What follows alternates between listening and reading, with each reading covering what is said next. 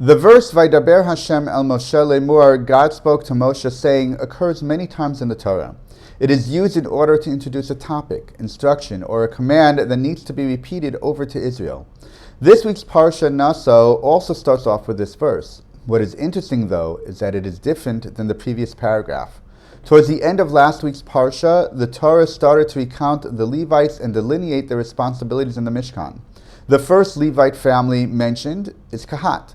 For that family, the Torah used a slightly different formulation to introduce them. Vaydaber Hashem el Moshe v'el Aharon lemor. God spoke to Moshe and Aharon saying, yet in our Parsha, where the Torah recounts the Gershon and Merari family's duties, the Torah introduces them with the standard formulation of addressing only Moshe.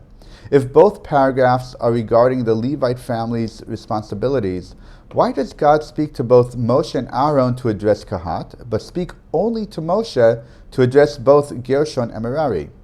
Chizkuni says that Aaron's absence wasn't meant to belittle the families of Gershon or Merari. It was just that Aaron and also Moshe were from the family of Kahat. Even though Aaron and his descendants were the Kohanim, they still had responsibilities that were included as part of the family of Kahat. In particular, it was the Kohanim who would carry the Aron, the ark. As such, God addressed both Moshe and Aharon to let Aharon know that even though he and his children were Kohanim, they still needed to fulfill their family responsibilities in addition to their Kohen duties.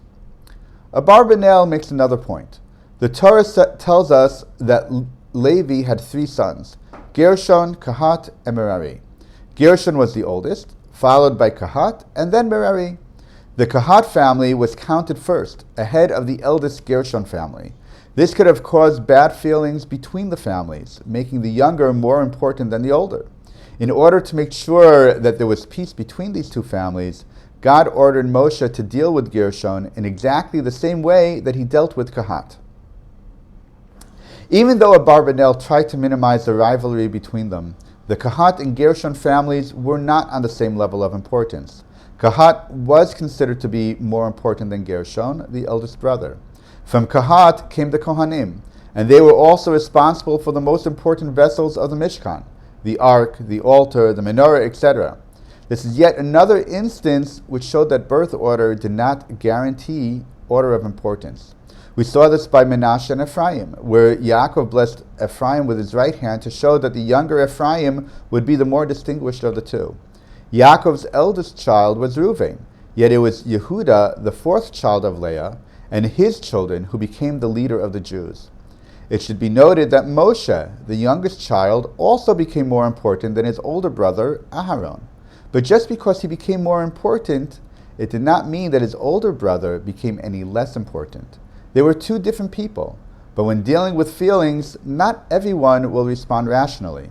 As such, God sent only Moshe to the Gershon family to explain their responsibilities and also reassure them of their importance. To have had both Moshe and Aaron together might have caused hard feelings to develop, as together it would seem that it was the family of Kahat, the younger rival, who was telling the older Gershon family to accept their lower station in life. Moshe, while from the family of Kahat, was the undisputed leader of Israel, and alone he would not engender those feelings in the older family. God wanted to promote peace within Israel. The first thing to know is who should be the messenger.